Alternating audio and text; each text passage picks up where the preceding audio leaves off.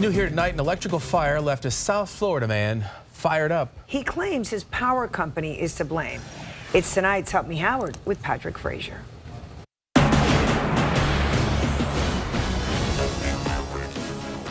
If it's the American dream to own your own home, I bought this house in 2012. then it's the American nightmare to get a frantic call about that house. My nephew called me and said the house was on fire. This is what Greg saw when he pulled up to his home. The memory of that still bothers him. All I knew was there was a lot of sparks, a lot of fire, and as you see, it looked like a 4th of July going off in there. After Greg made sure his family and dogs were safe, he started to try to put out the fire, then backed off. Underneath where all the fire and the sparks were coming, there's a big gas line, and I was afraid it was going to blow up. Fire rescue couldn't put out the flames till FPL arrived to turn off the power. And after the blaze was out, Greg got more bad news from FPL. You probably won't get power for a while.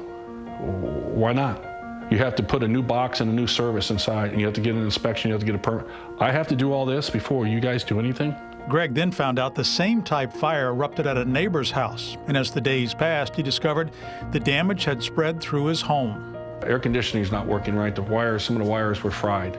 The refrigerator inside here had a little bit of a problem. Greg says the repairs and replacing the food from his freezers cost him $4,600. And he says FPL told him they were not reimbursing him. I said, yeah, but your wires, your power blew up my box. What are you going to do about that? Greg says they told him they don't have to pay, or Howard, do they? It depends. If a problem occurs, you are responsible, even if it is FPL's mistake. But the law says the power company is responsible if they commit gross negligence. However, the law does not specifically define gross negligence. It just calls it a really serious or bad mistake. Would a fire at your house be a bad mistake? It depends on what caused it.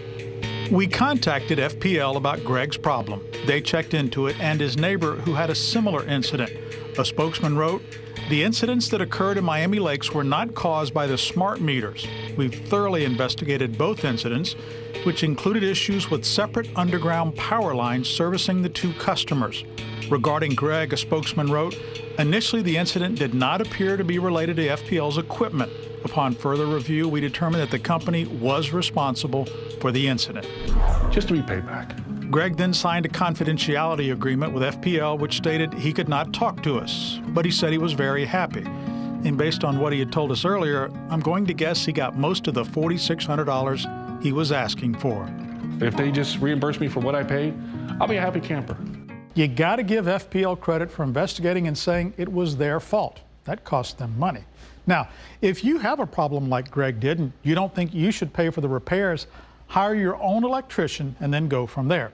And if you have a complaint about a power company, a natural gas company, and some water and sewage companies, they're regulated by the Florida Public Service Commission. The link to contact them is at WSVN.com under this Help Me Howard story.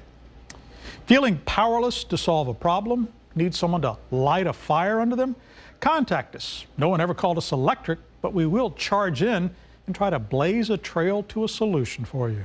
With this Help Me Howard, I'm Patrick Frazier, 7 News.